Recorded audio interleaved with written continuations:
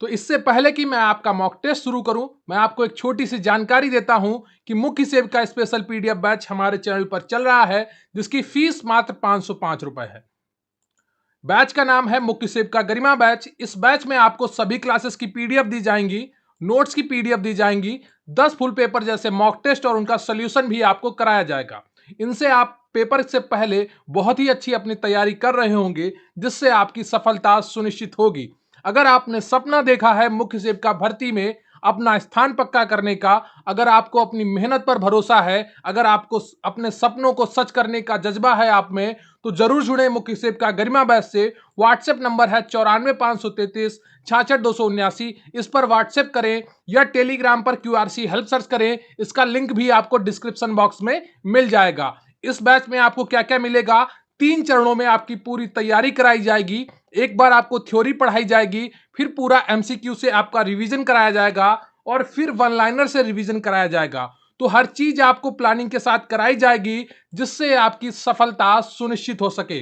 जिन्होंने 2-2 हजार रुपए में ऑनलाइन बैच लिए हैं, वो सभी रो रहे हैं। उनकी क्लासेस लगातार नहीं चल रही हैं, उनका एक बार भी सिलेबस पूरा होने की उम्मीद नहीं है।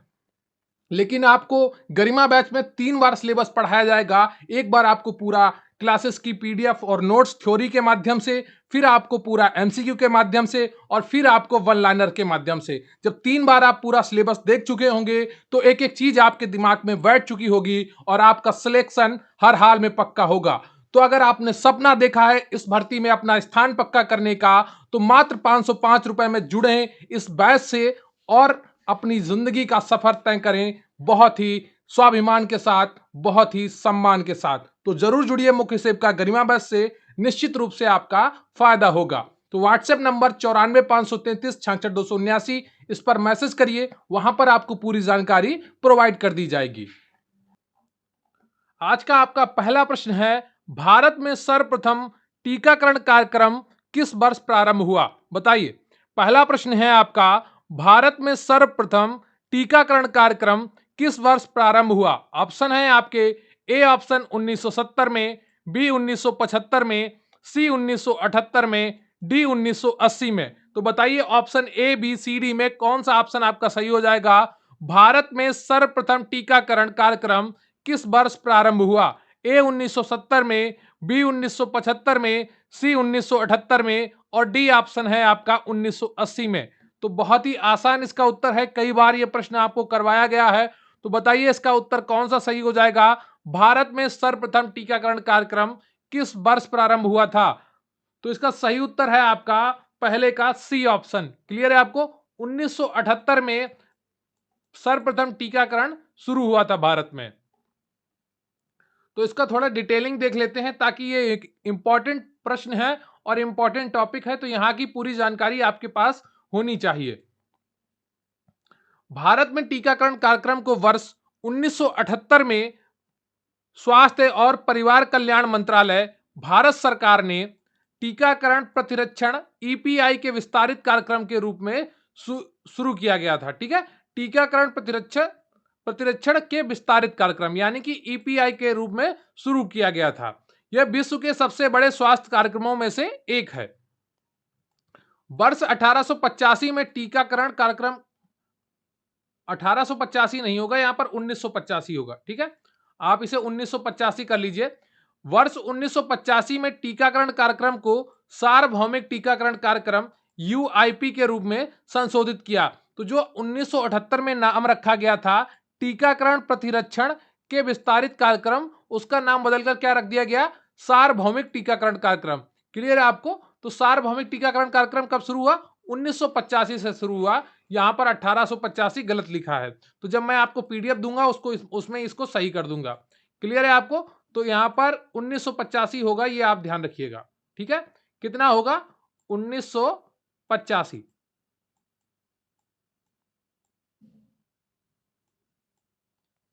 क्लियर है आपको? 1985 होगा, ताकि वर्ष 1989 से वर्ष 1990 तक देश के सभी जिलों को कवर करने के लिए चरणबद्ध तरीके से कार्यान्वयन किया गया। क्लियर है आपको? अगला प्रश्न है आपका, भारत में टीकाकरण किस मंत्रालय द्वारा प्रारंभ किया गया? बताइए, भारत में टीकाकरण किस मंत्रालय द्वारा प्रारंभ किया गया?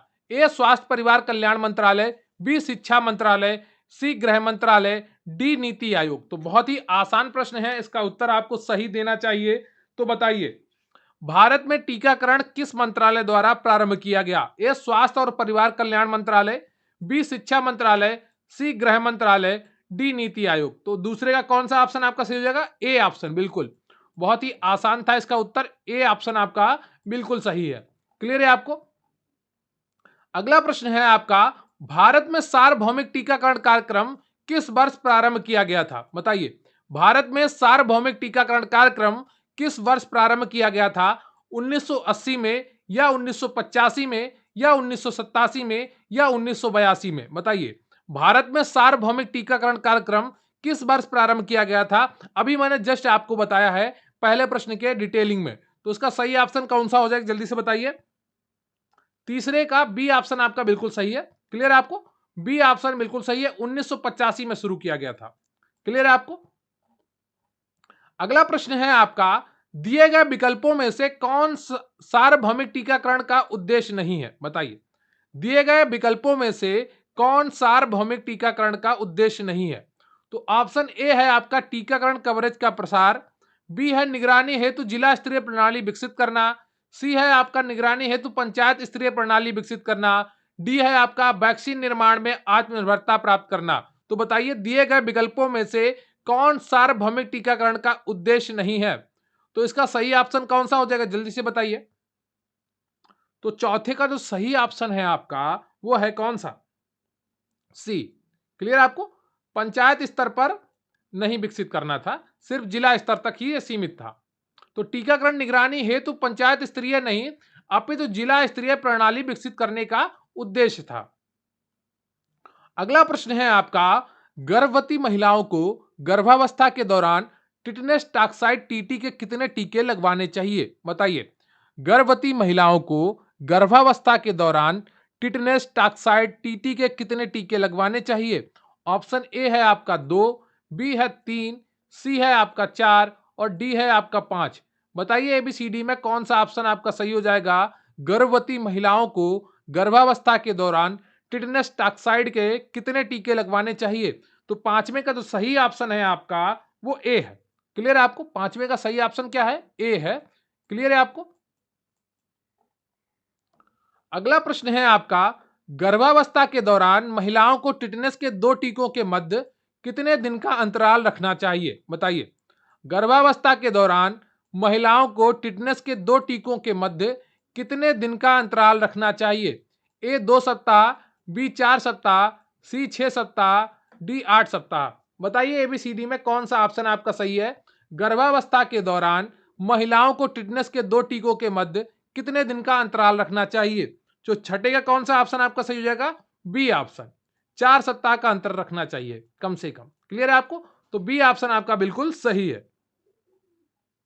अगला प्रश्न है आपका, जन्म लेने के कितने घंटे के भीतर शिशु को बीसीजी का टीका लग जाना चाहिए? बताइए, टीकाकरण से ये जुड़े हुए सभी प्रश्न हैं। अगर आपने अभी तक वीडियो को लाइक नहीं किया है, प्लीज वीडियो को लाइक कर लीजिए और चैनल को सब्सक्राइब नहीं किया है तो चैनल को सब्सक्राइब कर लीजिए। ये जितने भी आपको चैप्टर वाइज एमसीक्यू कराए जा रहे हैं, ये आपकी तैयारी में रामबाण साबित होंगे जब आप एग्जाम हॉल में बैठे होंगे। इन वीडियोज को लगातार देखते रहिए, इनसे आप अपना क्विक रिवीजन पूरा चैप्टर वाइज कर रहे हैं, तो इनको बहुत सीरियसली लीजिए और एक एक प्रश्न को ध्यान पूर्वक करते रहिए।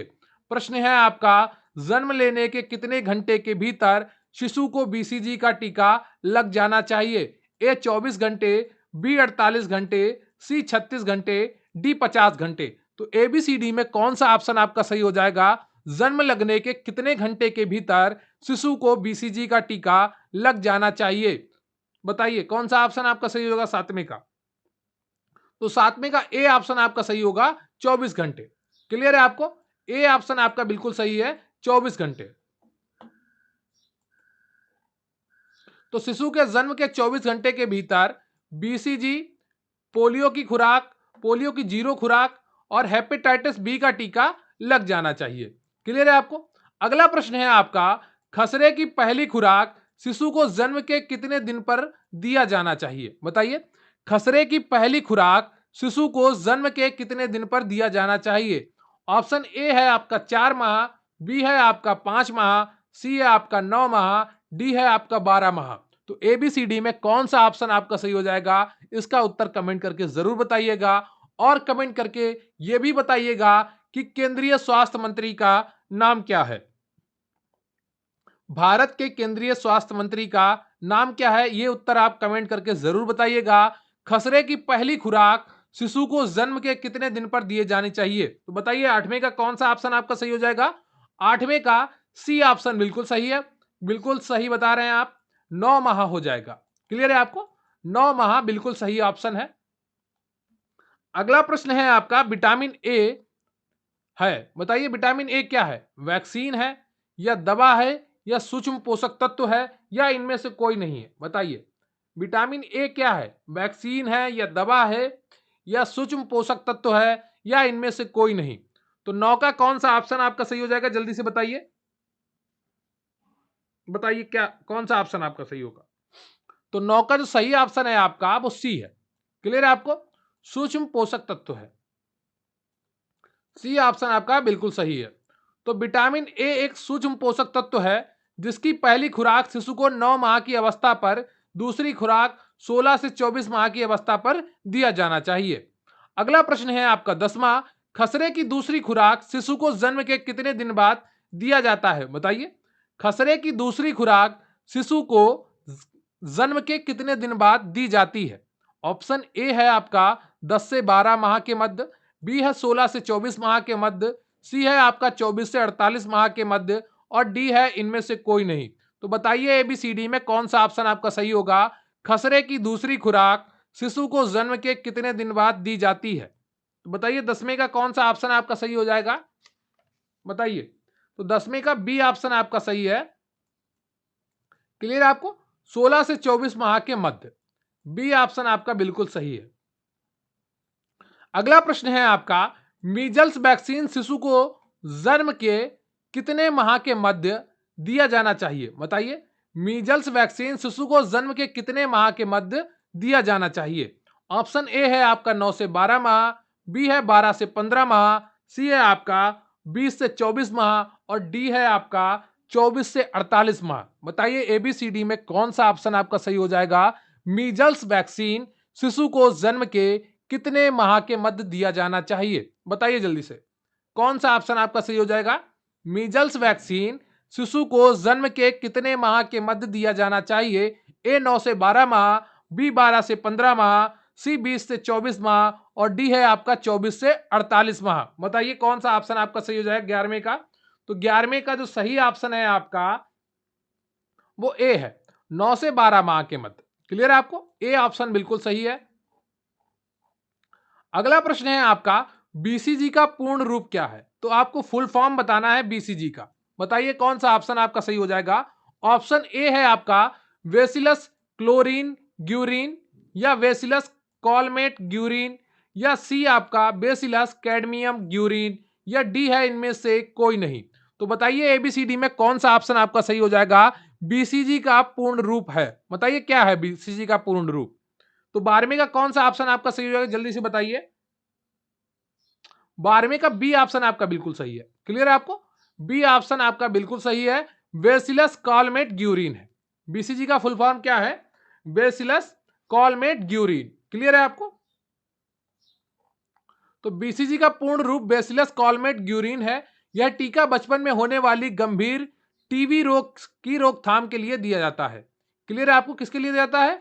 टीबी रोग की रोकथाम के लिए।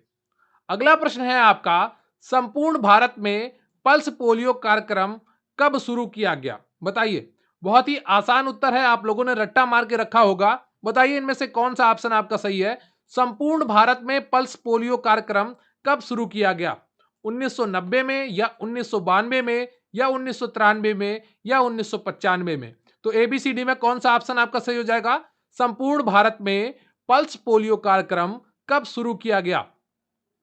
तो 13वें का जो सही ऑप्शन है आपका वो है डी, 1995 में। क्लियर है आपको? तो बहुत से लोगों को तो तारीख सहित याद होगा ना। कमेंट करके जरूर बताइएगा कितनी तारीख को शुरू किया गया था। तो देशव्यापी पल्स पोलियो कार्यक्रम अक्टूबर 1995 में शुरू किया गया था। इस कार्यक्रम की टैगलाइन थी 2 बूंद जिंदगी की। क्या थी? 2 बूंद जिंदगी की। अगला प्रश्न है आपका, डीपीटी की पहली खुराक जन्म के कितने दिन पर दी जाती है? बताइए, डीपीटी की पहली खुराक जन्म के कितने दिन पर दी जाती है? ऑप्शन ए है आपका 6 सप्ताह, बी है 8 सप्ताह, सी है 12 सप्ताह और डी है आपका 15 सप्ताह। तो एबीसीडी में कौन सा ऑप्शन आपका सही हो जाएगा? डीपीटी की पहली खुराक जन्म के कितने दिन पर दी जाती है? तो 14वें का कौन सा ऑप्शन आपका सही हो जाएगा? जल्दी से बताइए। 14वें का ए ऑप्शन आपका बिल्कुल सही है, 6 सप्ताह पर। क्लियर है आपको? ए ऑप्शन आपका बिल्कुल सही है। तो डीपीटी की पहली खुराक शिशु को जन्म के 6 सप्ताह पर दी जाती है। डीपीटी की दूसरी और तीसरी क्रमशः 10 सप्ताह और 14 सप्ताह पर दी जाती है। आपका अगला प्रश्न है, ओपीवी 0 की खुराक जन्म के कितने समय बाद दी जाती है? तो ओपीवी का यहां पर फुल फॉर्म हो जाएगा ओरल पोलियो वैक्सीन। ठीक है, ये ऐसा लिखा जाएगा ओ पी और वी। ठीक है, तो ओपीवी का फुल फॉर्म क्या हो जाएगा? Oral polio vaccine. तो 0 की खुराक जन्म के कितने समय बाद दी जाती है? जन्म के समय, या 20 दिन बाद, या 1 माह बाद, या 1 वर्ष बाद? तो बहुत ही आसान इसका उत्तर है, कई बार यह प्रश्न आपको कराया गया है। बताइए कौन सा ऑप्शन आपका सही हो जाएगा? जल्दी से बताइए। तो 15वें का कौन सा ऑप्शन आपका सही है? ए ऑप्शन, जन्म के समय दी जाती है। क्लियर है आपको? 24 घंटे के अंदर दी जानी चाहिए पोलियो की 0 खुराक। तो ओपीवी 0 की खुराक जन्म के तुरंत बाद दी जानी चाहिए। ओपीवी की पहली, दूसरी और तीसरी खुराक क्रमशः, पहली तो तुरंत दी जाएगी, फिर 0 खुराक जो होती है वो तुरंत दी जाती है, फिर पहली आपको 6 सप्ताह पे दी जाती है, फिर 10 सप्ताह पे और फिर 14 सप्ताह पे। इस तरह कुल 4 खुराकें दी जाती हैं, 0, पहली, दूसरी और तीसरी। क्लियर है आपको? आपका अगला प्रश्न है, डीपीटी का टीका किन बीमारियों से बचाव के लिए लगाया जाता है? बताइए। प्रश्न है आपका, डीपीटी का टीका किन बीमारियों से बचाव के लिए लगाया जाता है? ऑप्शन ए है आपका पोलियो, बी है खसरा, सी है टिटनेस और आपके बी ऑप्शन में है डिप्थीरिया, कुकर खांसी, टिटनेस। सॉरी, यहां पर मैंने गलत ऑप्शन बोल दिया है आपको। तो ऑप्शन ए में है आपका पोलियो, खसरा, टिटनेस और बी ऑप्शन में है आपका डिप्थीरिया, कुकर खांसी, टिटनेस। सी ऑप्शन में है आपका डिप्थीरिया, टाइफाइड, पोलियो और डी ऑप्शन में है आपका टिटनेस, तपेदिक पोलियो। तो बताइए एबीसीडी में कौन सा ऑप्शन आपका सही हो जाएगा? डीपीटी का टीका किन बीमारियों से बचाव के लिए लगाया जाता है? तो 16वें का कौन सा ऑप्शन आपका सही हो जाएगा? जल्दी से बताइए। 16 का बी ऑप्शन आपका बिल्कुल सही है। क्लियर है आपको? बी ऑप्शन आपका बिल्कुल सही है, डिप्थीरिया, कुकर खांसी या टिटनेस। क्लियर है आपको? 3 बीमारियों के लिए लगाया जाता है। अगला प्रश्न है आपका, पोलियो के टीके की खोज किसने की थी? बताइए। लुई पाश्चर ने की थी, या एडवर्ड जेनर ने की थी, या जॉन साल्क ने की थी, या जोसेफ लिस्टर ने की थी? बताइए, पोलियो के टीके की खोज किसने की थी? बताइए जल्दी से।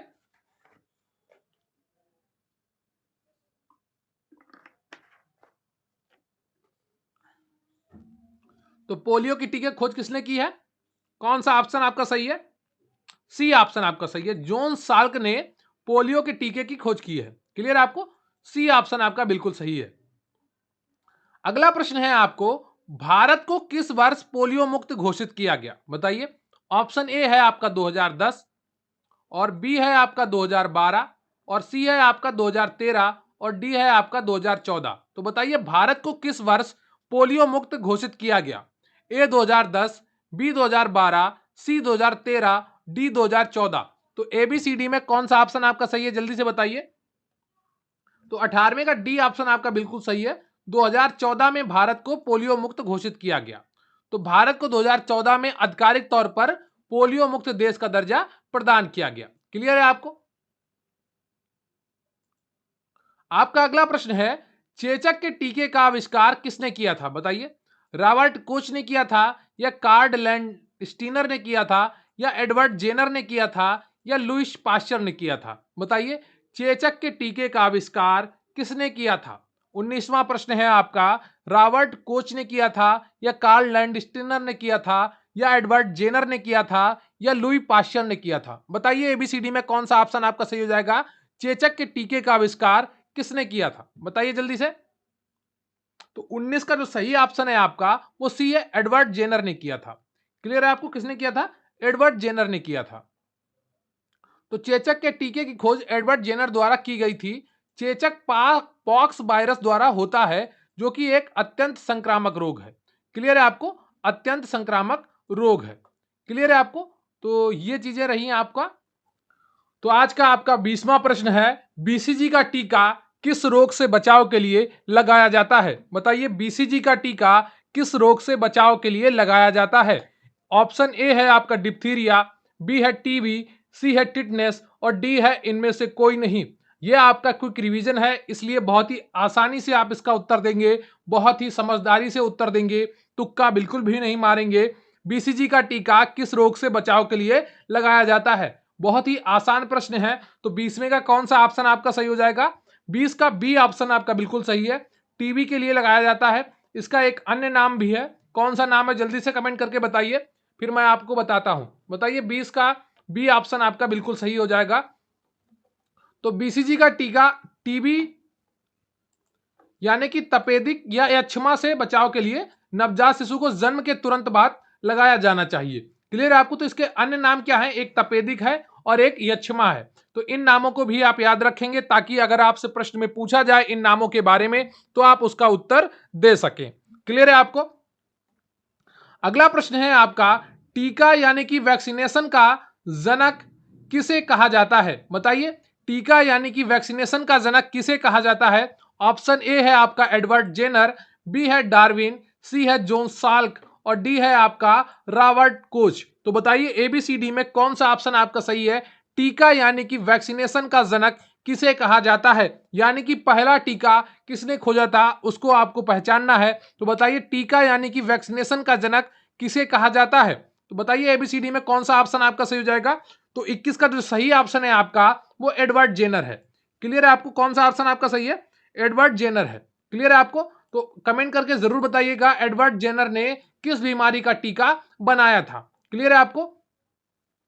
अगला प्रश्न है आपका, जेई यानी कि जापानी इंसेफ्लाइटिस का टीका शिशु के जन्म के कितने दिन बाद दिया जाता है? बताइए जेई यानी कि जापानी इंसेफ्लाइटिस का टीका शिशु के जन्म के कितने दिन पर दिया जाता है? ऑप्शन ए है आपका जन्म के तुरंत बाद, बी है आपका 5-7 माह के मध्य, सी है आपका 5 से 10 माह के मध्य और डी है आपका 9 से 12 माह के मध्य।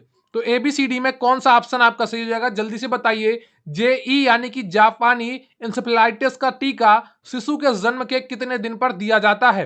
तो 22 का जो सही ऑप्शन है आपका वो डी है। क्लियर है आपको? डी ऑप्शन आपका बिल्कुल सही है, 9 से 12 माह के मध्य में दिया जाता है। क्लियर है आपको? ये चुनिंदा राज्यों में दिया जाता है, सब जगह नहीं दिया जाता है।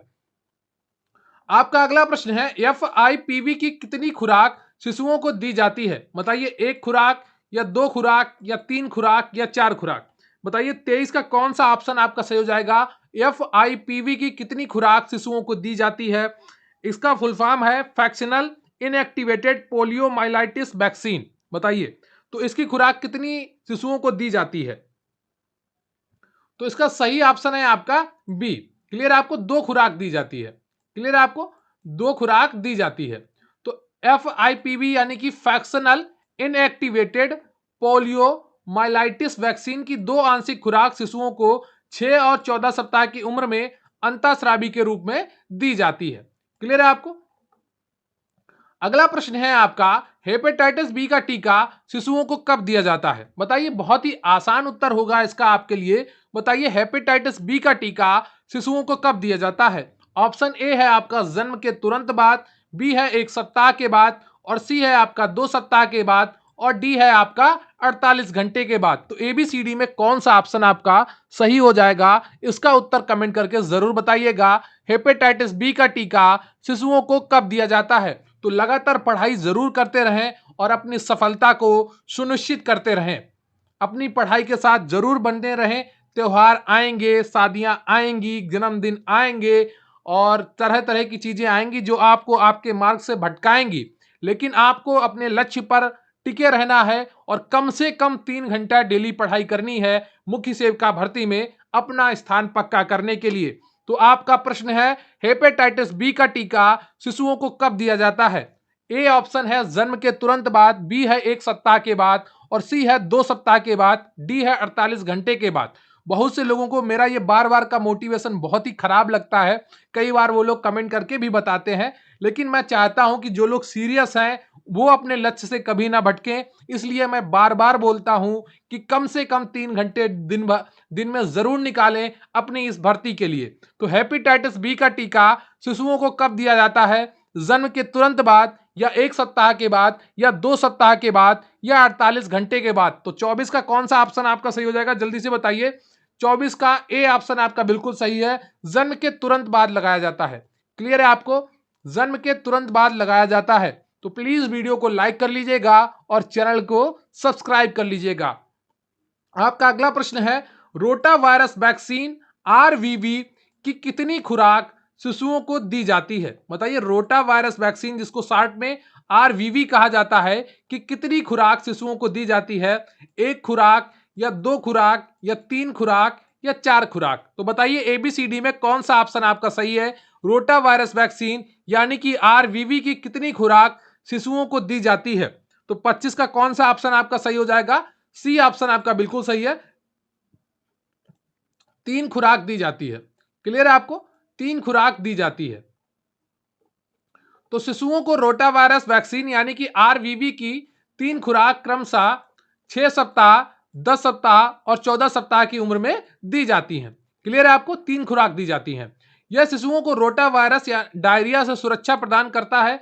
यह कुछ चुनिंदा राज्यों में ही दिया जाता है, हर राज्य में यह वैक्सीन नहीं दी जाती है। क्लियर है आपको?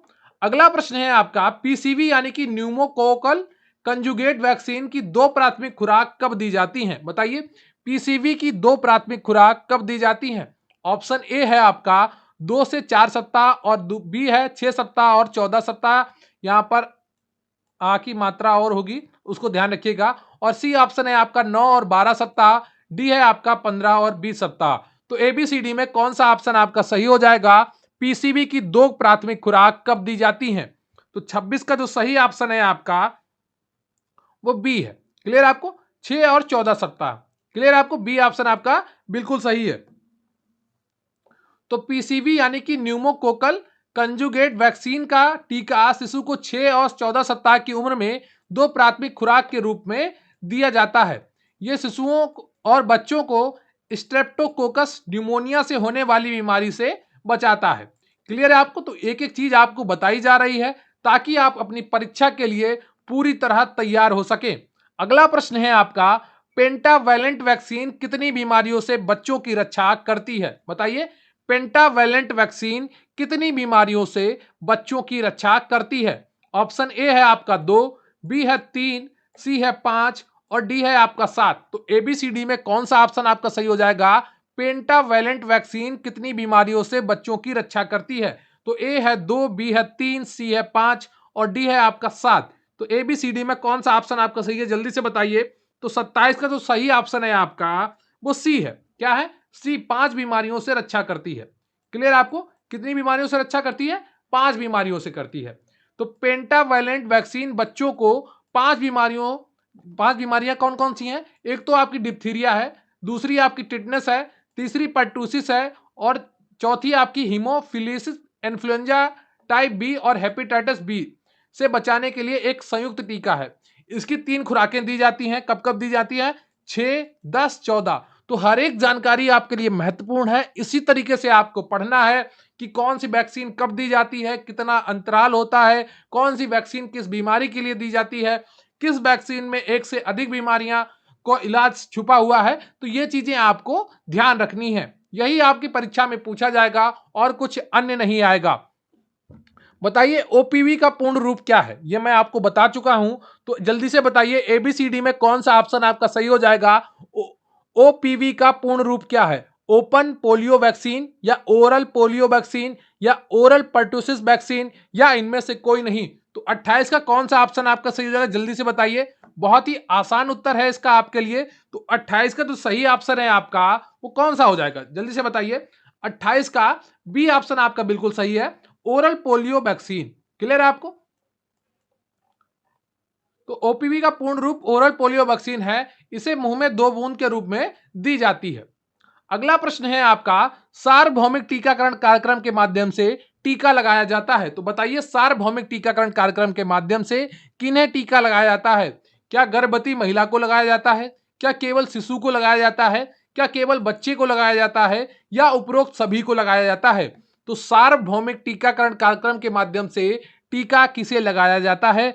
ऑप्शन है आपके गर्भवती महिला, शिशु, बच्चे या उपरोक्त सभी। तो 29 का कौन सा ऑप्शन आपका सही हो जाएगा, जल्दी से कमेंट करके बताइए। जब भी ऑप्शन लिखा करिए तो आगे क्वेश्चन भी लिख दिया करिए, ताकि पता चल सके कि आपने किस क्वेश्चन का उत्तर दिया है। तो बताइए कौन सा ऑप्शन आपका सही हो जाएगा। तो 29 का जो सही ऑप्शन है आपका वो डी है। क्लियर है आपको? बच्चे, शिशु और गर्भवती तीनों महिलाओं को सार्वभौमिक टीकाकरण कार्यक्रम के तहत टीका लगाया जाता है। अगला प्रश्न है आपका, मिशन इंद्रधनुष किससे संबंधित है? बताइए मिशन इंद्रधनुष किससे संबंधित है? ऑप्शन ए आपका पोषण, बी शिक्षा, सी चिकित्सा, डी टीकाकरण। तो एबीसीडी में कौन सा ऑप्शन आपका सही है? मिशन इंद्रधनुष किससे संबंधित है? ए पोषण, बी शिक्षा, सी चिकित्सा, डी टीकाकरण। तो 30 का जो सही ऑप्शन है आपका वो कौन सा हो जाएगा? डी। क्लियर, आपको टीकाकरण से संबंधित है, ये तो आपको बहुत ही अच्छे से पता होगा। तो मिशन इंद्रधनुष का संबंध टीकाकरण से है, इसके अंतर्गत सभी बच्चों और गर्भवती महिलाओं का पूर्ण टीकाकरण करना है। अगला प्रश्न है आपका, मिशन इंद्रधनुष की शुरुआत कब की गई थी? 2014 में या 2015 में या 2016 में या 2018 में? एबीसीडी में कौन सा ऑप्शन आपका सही है, जल्दी से कमेंट करके बताइए। मिशन इंद्रधनुष की शुरुआत कब की गई थी? तो कौन सा ऑप्शन आपका सही हो जाएगा एबीसीडी में? तो 31 का जो सही ऑप्शन है आपका वो ए है। कौन सा है? ए ऑप्शन आपका बिल्कुल सही है, 2014 में की गई थी। क्लियर है आपको? 2014 में मिशन इंद्रधनुष की शुरुआत की गई थी। तो मिशन इंद्रधनुष को सुशासन दिवस के अवसर पर 25 दिसंबर 2014 को प्रारंभ किया गया था।